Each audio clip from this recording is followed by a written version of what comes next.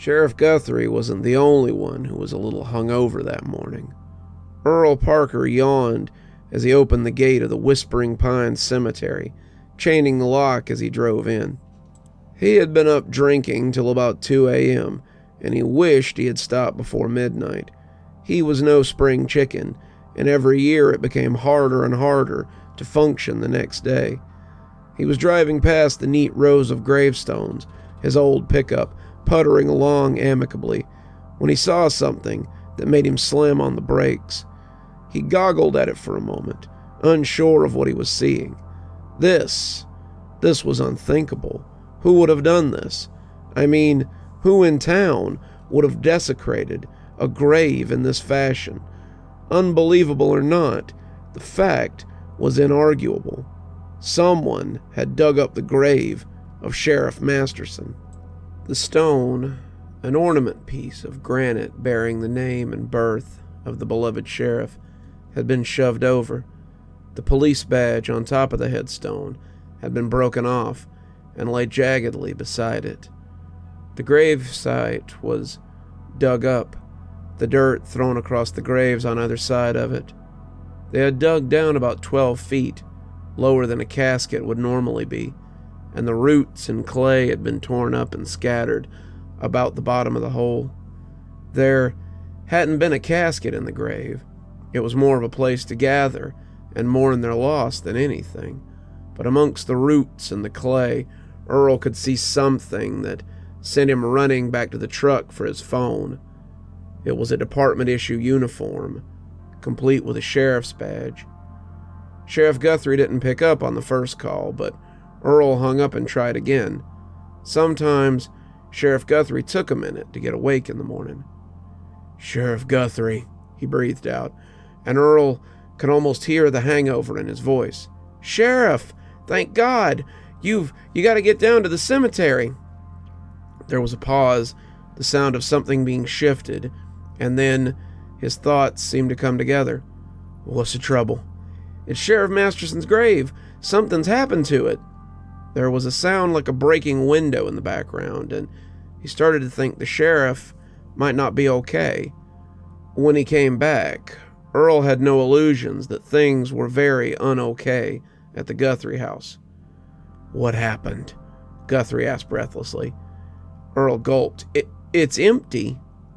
He was quiet again, the sound of shifting glass grating on his nerves, before he got it together. "Empty?" Guthrie asked. "What's empty?" The grave. Someone dug it up last night." Sheriff Guthrie was breathing pretty hard on the other side of the phone, finally saying he would be right there. "Don't touch anything. I'll be there in 5 minutes." Earl started to tell him that he wouldn't let anybody near the site, but Guthrie hung up on him, and Earl was left to move his truck and wait for the cops to arrive. It didn't take long, and about 7 minutes later, a police cruiser came in with the lights and sirens blaring. Sheriff Guthrie squealed to a stop beside the open grave, coming out with a phone pressed to his ear as he held a finger up to Earl when he started walking over. "Yes. Yeah, that's right. I don't give a shit what he's sleeping off. I need forensics over here immediately. Someone has desecrated the memorial of Sheriff Masterson, and I want to know who." Yeah, well, wake him up and tell him if he doesn't get his ass here ASAP, I'll replace him with someone who will." Sheriff Guthrie hung up, turning to Earl and looking like he may have gotten even less sleep than the gravedigger did. "All right, Earl, tell me what happened." Earl went through all of it, telling the sheriff everything he had seen since he'd arrived. He'd opened the gate, drove towards the office, noted the grave, inspected the hole, and called the sheriff. As he finished telling it, another cop pulled up, and Deputy Parks hopped out, followed by Deputy Woods. Woods had coffee in his hand, Parks toting one of those Monster energy drinks, and the two looked less than bushy-tailed this morning. "Jesus Christ," Parks said, blowing out a low whistle. "Whew. I've seen some hell in my day, but this is one for the books." "You got cameras, Earl?" Guthrie asked, looking hopeful. "Sure," Earl said, sounding scandalized. "Doesn't everyone? Plus it saves me money on my insurance if I have 24-hour surveillance." "Parks, Woods, you two stay here and wait for forensics. Don't touch anything. I want them to have a clean field once they get here. Earl, show me these cameras." "You think they caught something?" Earl said, leading the way as he headed towards his office. "I hope so," Guthrie said. "Otherwise, we might be in for some trouble." Guthrie sighed as he rewound the tape for about the 1,000th time. This was crazy. There had to be something else. Earl had about 8 cameras, all of them set up at key points, and none of them had caught anything incriminating. At 4:46 a.m., the grave had suddenly been covered in static, and when the static cleared at 4:48 a.m., the damage was done. The grave had seemingly exploded outward. The headstone was broken. The uniform could be seen, though barely, at the bottom of the hole. Whatever had happened here had happened so quickly that it could hardly be seen at all. "I just don't understand," Earl said, as Guthrie rolled the tape back again and again. "Who would do such a thing like this to Sheriff Masterson's grave?" Guthrie didn't say anything. He could think of one person, or someone who had been a person, who would do this kind of thing in the face of such a grand gesture. The town had decided to bury his memory, since they couldn't bury his body, so he would show them the folly of their ways. Masterson would also send a message to the new sheriff, too.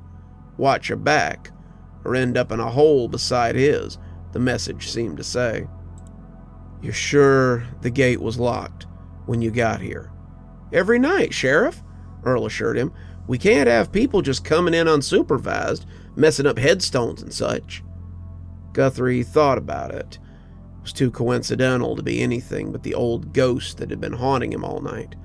Why Sheriff Masterson had decided to come back now, he didn't know, but it couldn't be a coincidence. They had put off the municipal election last year in case Masterson somehow turned up. But come January, there would be no putting it off. Guthrie would campaign, and he suspected that he might be able to run unopposed. The other deputies were mostly interested in paying their bills and writing tickets, and had no interest in being the power behind the throne. His phone rang then, and Guthrie gritted his teeth as he looked at the number. He supposed it was about time this stuffed shirt got up. "Good morning, Mr. Mayor." "Don't good morning me, Guthrie," Mayor Cognito yelled. "What in the hell is so good about waking up to find the grave of our last sheriff desecrated?" "Well, no one's kids seem to have been kidnapped, run over, or cut their mouths on razor blade apples, so that's always—" "Laugh it up, temporary Sheriff Guthrie. This looks real bad for you, you know that? Sheriff Masterson was a beloved town figure who had been the sheriff of Cashmere for nearly 3 decades. If you don't find who did this, do you really think the people are going to vote for you in January?" Guthrie bit his tongue hard enough to taste blood. He couldn't wait to shrug this temporary moniker. He hated being reminded that he was an official. Hated it more than anything. He had done good work in the year following Masterson's death, but no one would admit it. They all wanted to live in the past. Well, he was the future. "I'm already on it, Mayor. The town will have some answers soon. Rest assured." "Yeah? Well, I have a press conference scheduled by noon. Bring your evidence there, and it better be good, or I will find someone else to temporarily do your job." He hung up then, and Guthrie slid the little flip phone the department made him carry back into his pocket before he could throw it across the room. He took out his radio and called for Parks, waiting impatiently as the deputy took his time to answer. Parks and Woods were good officers. So were Ringo and Marquez, but they were the embodiment of podunk, good old boy police officers. When Woods told him that he'd never been farther from Cashmere than Tiger, Guthrie believed him.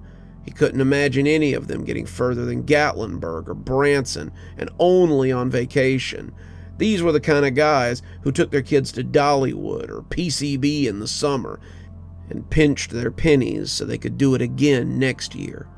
His dad would have called them shirt-tail poor, but that seemed like a stretch most days. Parks here. Go ahead, Guthrie. Guthrie was getting about tired of the casual disrespect, but he let it slide. Parks was honestly too simple to be complicated most days. Has forensics arrived, Deputy Parks? Yeah, they said they found some, but Guthrie cut him off with the channel scrapper. The last thing he wanted was someone from Mountain Radio or, God forbid, Channel 8 Cashmere with a radio booster to pick up on it. The channel scrubber was a neat little feature on the sheriff's radio that would allow him to break over an existing line and stop it from transmitting, which was good because these boys sometimes forgot that they weren't supposed to put sensitive information out over the radio. Negative, Deputy Parks. Do not transmit sensitive information over the band. Repeat, do not transmit sensitive information over the band. I will be en route momentarily. Parks stammered some kind of half-assed apology, but Guthrie was already turning to take the CD out of Earl's camera system. I don't need to tell you not to talk about anything you may or may not think you saw here today, right? He asked Earl, his face a mask of professionalism. Earl nodded slowly. Of course, Sheriff. I wouldn't dream of it. Good, he said, walking out of a little office in the back of the shed and heading towards the gravesite. At least someone knew how to hang onto their lip. Guthrie, Parks squawked, heading towards him as he came up to the grave. I didn't mean to... It's Sheriff Guthrie, Deputy Parks, Guthrie said, injecting as much patience as he could. When it's just us boys in the office, then we can use last names. But in the field, titles matter. Also, remember, we're not the only ones on the radio. If it's something you intend to put in a report, don't say it on the radio. Clear? Gotcha, Sheriff, he amended. Anyway, the forensics boys are saying they hadn't found much. A couple of footprints, but no fingerprints. Whoever did this must have worn gloves. The uniform, though, definitely used to be Masterson's. The badge, too. They found hair and prints on both. Guthrie could have told him that. They both looked like the ones from the memorial case in the station. And if he went there, Guthrie figured he would find them missing. That meant that someone had broken into the station, too. Lovely. Today's headache would never end, it seemed. Do they have any idea who did this? Guthrie asked, his cool rapidly deteriorating. Nothing, Sheriff. They did find something, he said, seeming to waffle. What? Guthrie asked. What did they find? A piece of skin, Parks said, turning a little green as he did. Skin? What do you mean? The sheriff repeated. Like, the tip of a finger on the edge of the headstone. Well, then that should give them blood, DNA, something they can... It ain't regular skin, Parks said, clearly wanting to change the subject. They said it's like skin from a corpse. It's old and kind of dried up. They don't know what to make of it. One of them thought it might be from Masterson's body before I reminded him that there was nobody in that grave. Guthrie nodded, beginning to grasp the situation. I have to go to a press conference at noon. You and Woods stay here with the forensic boys until they're done. Call me with an update. On the phone, he said, holding up the silver flip phone for emphasis. Got it, Sheriff, Parks said, and Guthrie headed back to the cruiser. He needed to write something up before noon. He had to face the public. At around 4 a.m., the Whispering Pines Cemetery was broken into by an unknown person or persons. They interrupted the camera feed somehow and desecrated the memorial of the town's beloved citizen, Nicholas Masterson. At this time, forensics has been unable to find any tracery evidence to link this crime to any particular individual. Boot prints were discovered at the scene, but no fingerprints have been discovered at this time. The Cashmere Police Department is asking anyone who has information on the incident to come forward. We want to bring this person or persons to justice. The crowd was small, their applause scattered, but Guthrie had eyes only for the rotting corpse standing beneath the trees at the edge of the park. It grinned at him, clapping as the speech came to an end before it disappeared suddenly in the wake of a news van. Guthrie wasn't surprised. Ex-Sheriff Masterson was just something he was going to have to deal with now, it appeared, as if he didn't have enough on his plate. "This is bad, Sheriff Guthrie," Mayor Cognito told him as he walked away from the podium. "Voters will remember this in a few months if you don't, Mr. Mayor," Guthrie said, stopping the little man in his tracks as he turned to smile at him. "I appreciate your concern, but the department is hard at work on this one. We'll let you know if we find anything and keep you posted as events unfold." Mayor Cognito cleared his throat, nodding curtly. "Good. See that you do." Guthrie walked off then, making his way back to the station. It appeared that the treats were gone, but the tricks were going to be far from seasonal this year. You're still here. Thanks for stopping by. Dr. Plague here. Always a pleasure to see all my new and old viewers coming by for another one of my spooky tales. If you'd like to support the show, you can always take part in one of our channel offers through Fume or Aura, or you can just click on another video when they come up. I'd really appreciate it. For our newer viewers, we also have lots of playlists and other things if you'd like to get caught up. I know some of my series have been going on for quite a while.